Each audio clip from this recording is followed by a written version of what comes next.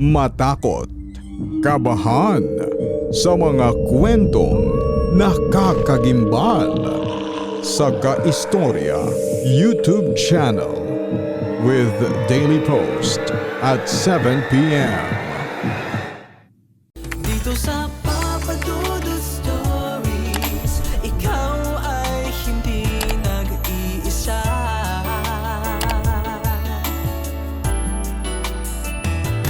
Dito sa Papa Dudut Stories, may nagmamahal sa'yo.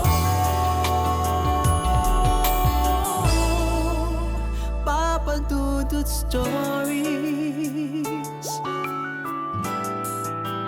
Papa Dudut Stories. Dear Papa Dudut, sa lahat po ng mga nakatutok ngayon, huwag pong kalimutan mag-like, mag-share at mag-subscribe. Maraming salamat po sa inyong lahat.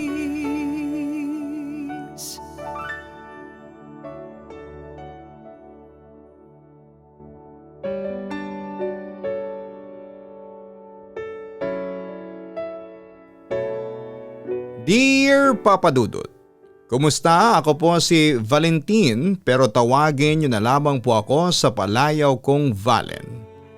Nagmula sa Silang Cavite at matagal ko nang gustong sumulat sa inyo. Pero natatakot ako. Kasi kapag naitampok ito ay siguradong marami ang magugulat at hindi maniniwala sa akin. Iisipin ng lahat na nag-iimbento lamang ako ng kwento para magpasikat o magpapansin sa inyong programa. Pero hindi. Wala po akong intensyon na magpasikat. At lalong hindi ako magaling gumawa ng imbentong kwento. Ang ibabahagi ko po sa inyo ay totoong nangyari sa buhay ko at sa maniwala kayo o sa hindi. Papa Dudut, nagsimula ang lahat, may 1 taon na ang nakakalipas. Nakatira ako sa isang bahay located sa isang liblib na lugar. Mga 3 kilometro ang layo mula sa plaza, kung saan ay maraming puno at malapit mismo sa misteryosong balon. May malapit ding ilog sa kinakatayuan ng bahay ko na umaapaw kapag bumabagyo at binabaha ang aming lugar. Pero kapag walang bagyo, kinakatakutan ang lugar namin. Wala kaming kapitbahay malapit kaya ang ilog ang tanging daan patungong bayan. Kahit gabi, ayos lang sa akin. Sanay na akong tumawid. Dito sa amin ay tahimik ang gabi maliban tuwing sasapit ang pista. Tuwing Agosto ay nagkakabuhay ang mga kalsada, may perya, may paligsahan, at may kantahan sa bayan. Pero sa kabila ng kasiyahan ay may parte ng ilog na hindi dinadaanan pag 10 oras na. 25 anyos pa lamang ako noon, Papa Dudut. Tahimik lang at mahilig sa mga larong perya gaya ng color game at bingo. Tuwing gabi pagkatapos maghakot ng mais sa kanyang taniman, dumadaan ako sa ilog para tumambay sa perya sa bayan. Gabi-gabi bitbit ko ang maliliit na headlamp na ilaw sa aking noo. Maliwanag naman ang buwan pero gusto ko pa ring may sariling liwanag sa daan. Ang headlamp ko ay may yellow na sinag. Sakto lang para sa madilim na kagubatan. Isang gabi habang naglalakad pa uwi galing sa perya ay may naramdaman akong ingay mula sa likuran. Parang may lumalangoy. Hindi, parang may tumalon. Pero walang tao sa likod ko. Tumigil ako, tumingin sa paligid. Wala, tahimik. Nang bigla ay muling tumunog ang tubig. Napatalon ang puso ko. Mula sa matarik na bangin sa gilid ng ilog ay may kung anong tumalon. Hindi tao, hindi hayop. Mabilis, madilim at mabigat ang bagsak. Ang tunog ng tubig ay hindi lang basta lundag, parang may humahabol. Napatakbo ako noon, pero nagkunwaring kalmado. Baka lang hayop. Pero ang tubig ay parang may buhat ang tumalon. Parang hindi normal. At saka hindi mababaw ang ilog sa bahaging yon. Kinabukasan ay pilit kong kinalimutan ang nakita, narinig at naramdaman ko. Sabay pa rin akong umalis papunta sa perya. Masayang gabi, panalo ako noon sa bingo. Nakauwi ako ng may bit-bit na manok at candy. Pero pagdating ko sa may ilog, narinig ko ulit ang tunog. May tumalon muli. Inikot ko ang aking ulo, nakailaw ang headlamp ko ng mga sandaling yon. Tumingin ako sa paligid.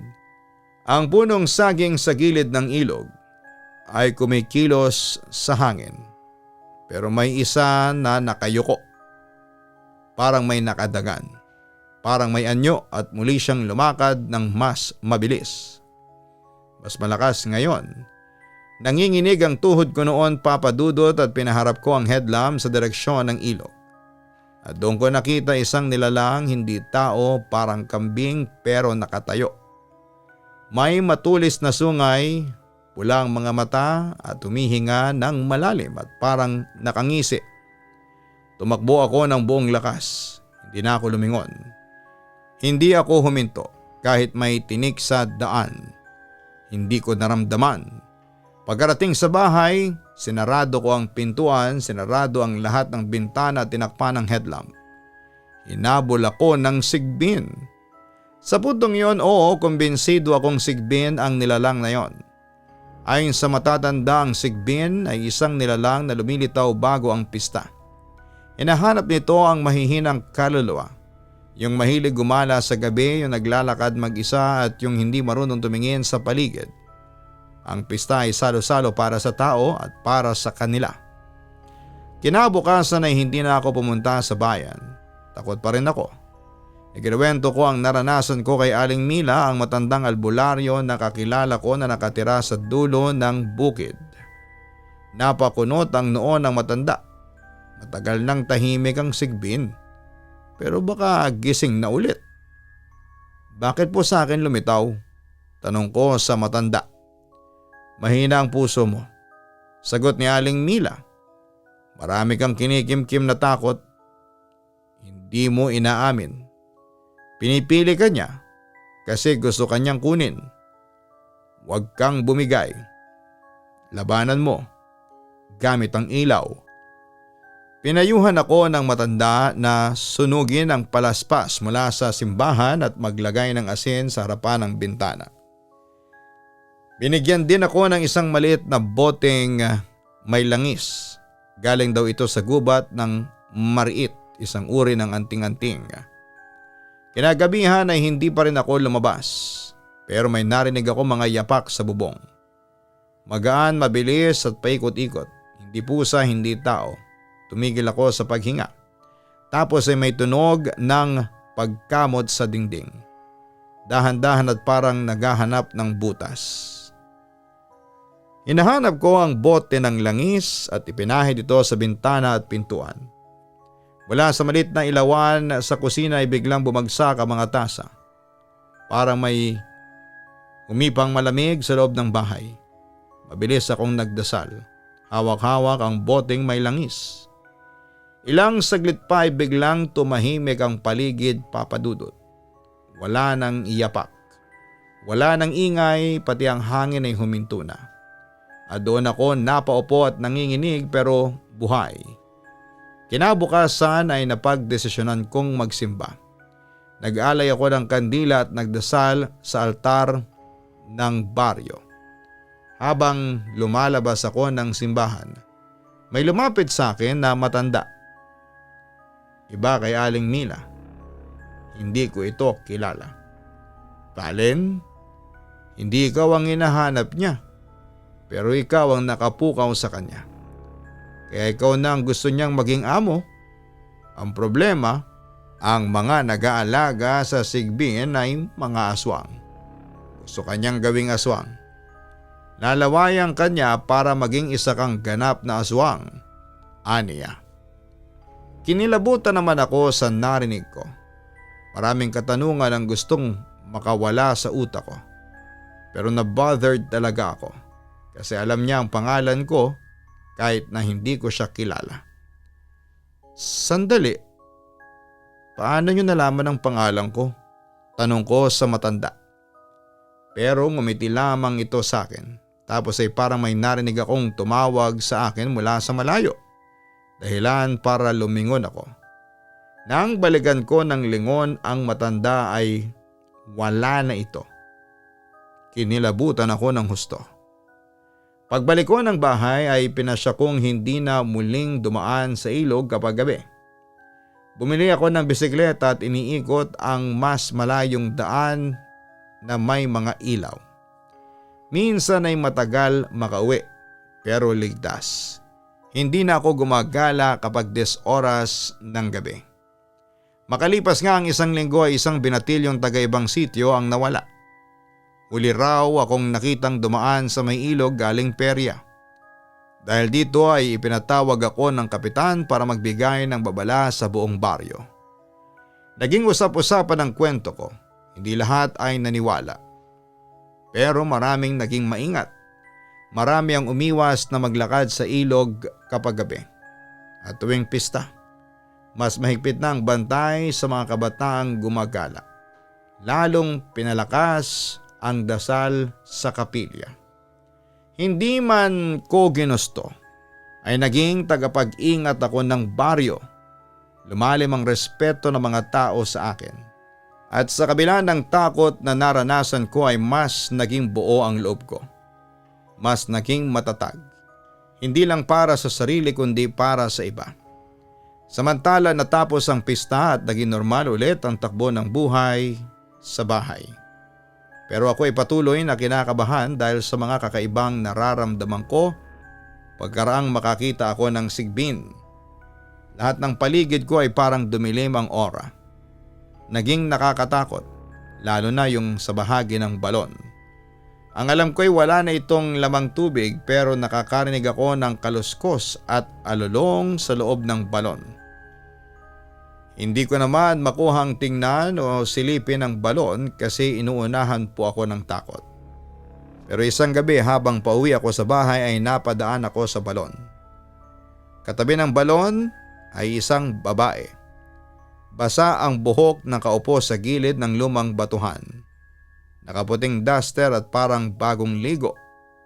Ngumiti siya, maganda, maputi pero malamig ang kanyang ngiti. Nagulat ako at wala akong narinig na yapak. Hindi siya lumalakad pero para bang lumulutang ang anyo niya. Nilingon ko siya habang lumalakad palayo nang muling lingunin ay wala na siya, Papa Dudut. Parang nalunod sa hangin. Sa init ng tanghali ay parang bumalot ang lamig sa paligid. Napatakbo ako hanggang sa makarating ako sa bahay. Nagsara ako ng bintana at pintuan. At kahit na hindi ko nakikita ang labas ay alam kong nasa labas lamang ang babae. Ramdam ko talaga ang presensya niya, Papa Dudut. Hindi lang siguro siya makapanggulo sa akin kasi protektado pa rin ang pangontra sa aswang at sigbin ng bahay. Hindi ako nakatulog buong gabi na naging dahilan para hindi ako makapasok noon sa trabaho ko sa bayan. Kinabukasan ay kasama ko ang tropa kong sina Jaime at Mark. Dinala ko sila sa gilid ng balon habang kinukwento ko ang aking karanasan. Dito ko siya nakita. Tumawa si Mark. Baka multo ng ex mo, bro. Nagtawanan kami pero bigla kaming natahimik nang may narinig kaming alulong ng aso na nanggaling sa loob ng balon. Ibang klase yung alulong, parang hindi normal na aso. May nahulog na aso sa balon? Bulong pa ni Jaime. Bigla ko naalala naman yung nilalang na nanggugulo sa akin kamakailan. Hindi aso yun. Sigbin yun. Babala ko sa kanila. Napatras kami dahil parang may gustong umakyat mula sa ibabaw. Tara na nga bro, yaya pa ni Mark. Umalis kami kaagad pero habang lumalayo kami ay parang may sumusunod sa likuran. Lumingon kami, wala, pero ang hangin ay amoy malansang karne o dugo. Hindi na ako mapalagay.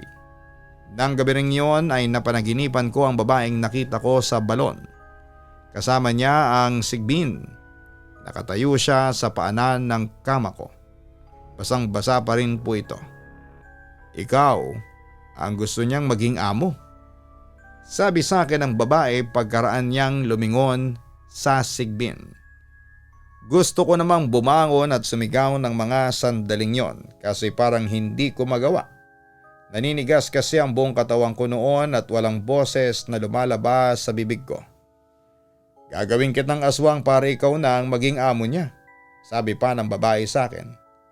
Mamayang kaunti ay lumundag siya sa aking kama. Sa ibabaw ko ay puwersahan niyang ibinuka ang bibig ko.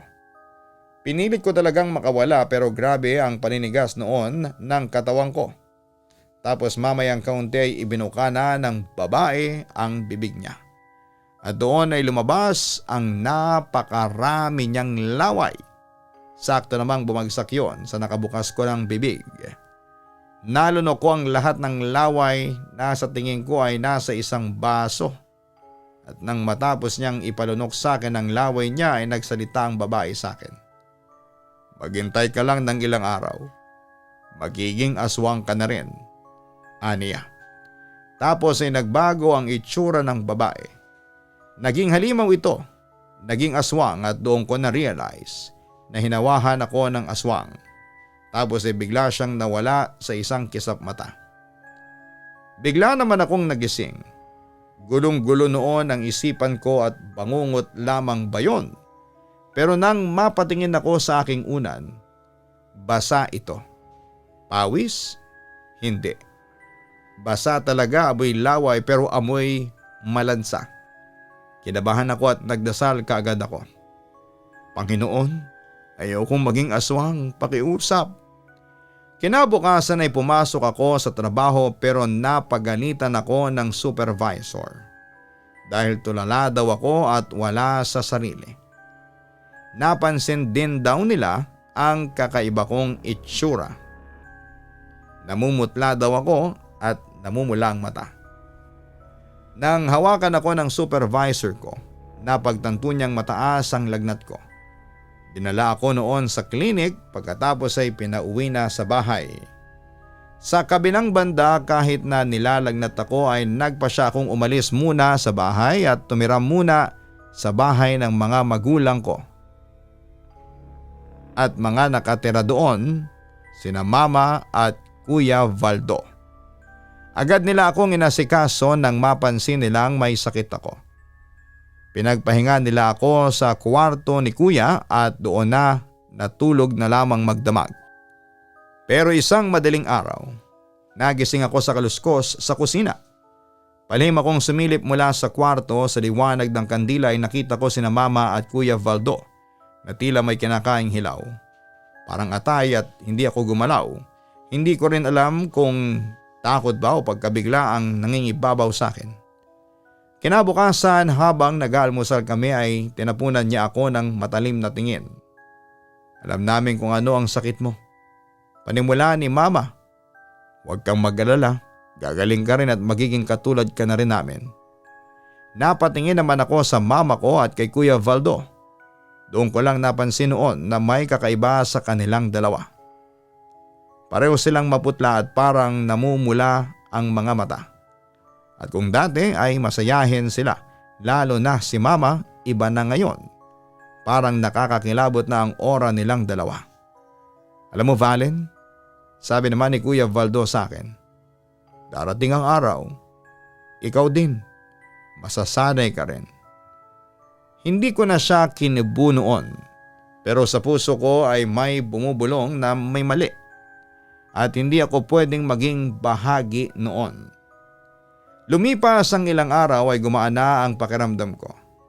Pero may napansin akong kakaiba sa katawan ko. Parang bigla akong nag-crave sa karne. Dali-dali akong lumabas noon ng kwarto. Pero nadatnang kong walang tao.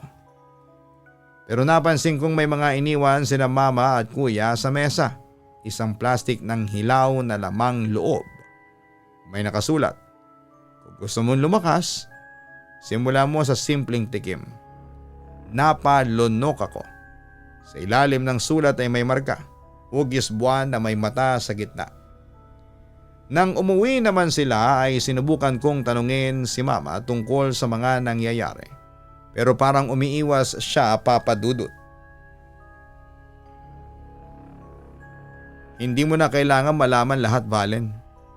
Aniya habang sinasara ang bintana. Minsan, mas mabuting manatiling tahimik ang ilang bagay. Pero sa panahong yon, hindi na sapat sa akin ang pananahimik. Isang gabi hindi na ako nakatiis. Sumunod ako kina Mama at kay Kuya Valdo nang lumabas silang dalawa.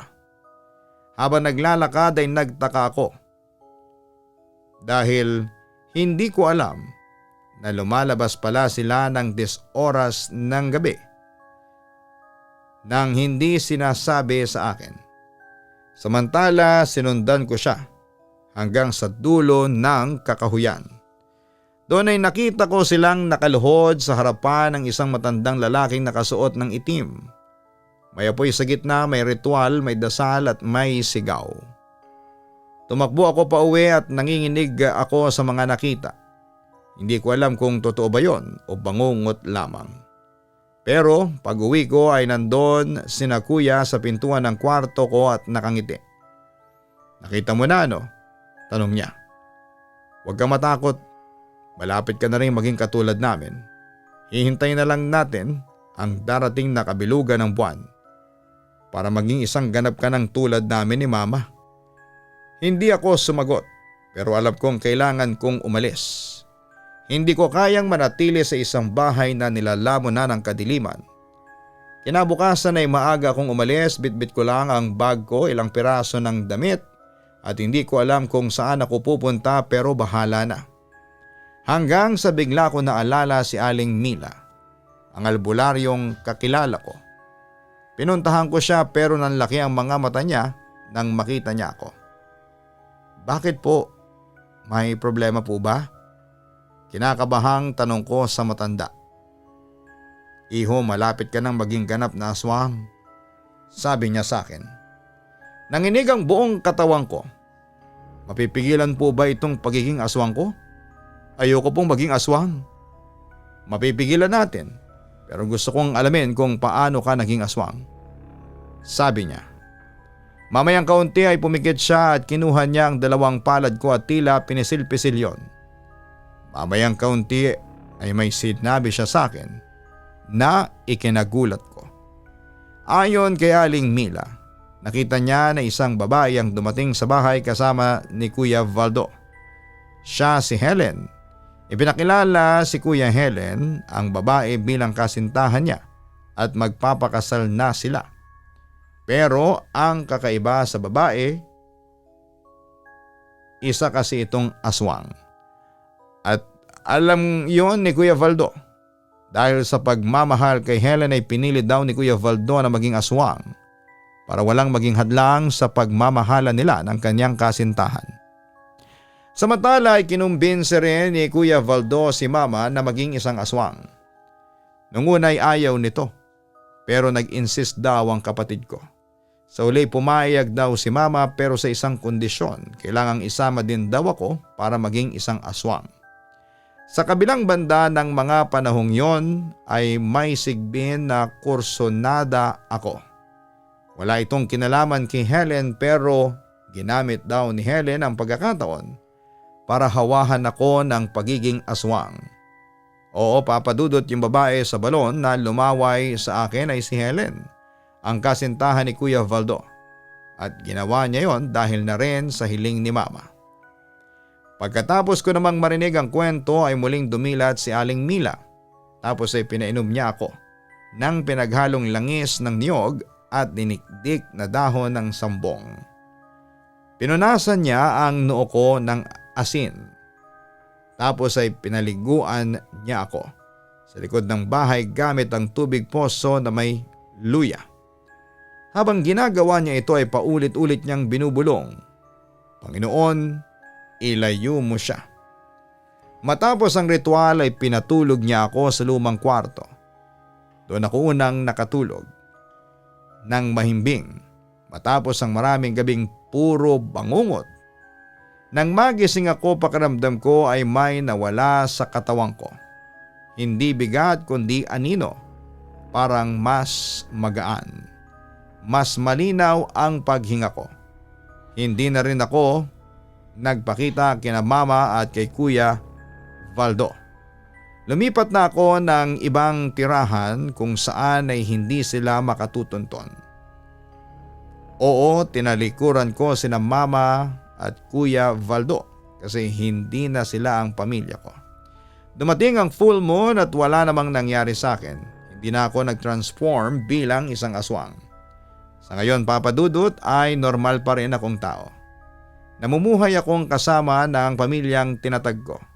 Samantala'y wala na akong komunikasyon kina mama at kay Kuya Valdo at hindi ko na alam kung ano ang nangyayari sa pagiging aswang nila. Hindi na rin ako ginagambala noong Sigbin o ni Helen. Basta tahimik na ang buhay ko bagamat alerto pa rin ako sa aking paligid dahil hindi ko alam kung sino ang mga taong nakakasalamuha ko, ang tunay o isang aswang. Papa Dudut, hanggang dito na lamang po ang sulat ko at sana po ay mapili po ninyong itampok sa Papa Dudut Stories YouTube channel. Maraming salamat in advance. Lubos na gumagalang, Valen. Maraming salamat kay Valen sa lakas ng loob mo na i-share sa amin ang iyong kwentong nakakakilabot. Totoo man o hindi ang aswang ay marapat lamang na mag-ingat tayo sa ating paligid lalo na sa mga taong nakakasalamuhan natin. Dahil hindi natin alam kung ano nga ba ang totoong hangarin nila sa atin. Kung kabutihan ba natin o kapahamakan. Minsan kahit na kaanak o kapamilya natin ay maaaring magdala sa atin ng kapahamakan. Kaya palagi tayong magdalawang isip sa mga nakakaharap nating tao. Maging alerto, mapagmatyag at ugaliing magdasal sa Panginoon. Hindi masamang magduda sa kapwa, lalo na kung para naman po ito sa ikabubuti mo.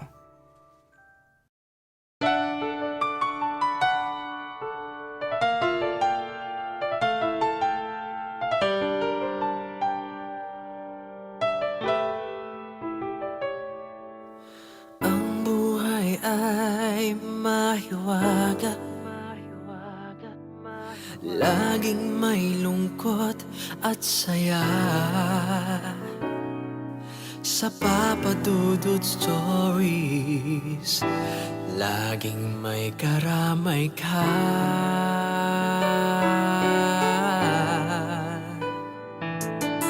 Mga problemang kaibigan, dito ay pakikinggan ka. Sa Papa Dudut Stories, kami ay iyong kasama. Dito sa Papa Dudut Stories, ikaw ay hindi nag-iisa.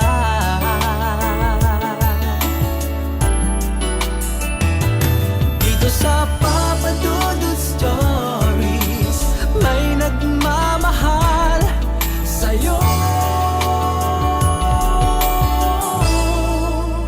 Papa Dudut Stories, Papa Dudut Stories,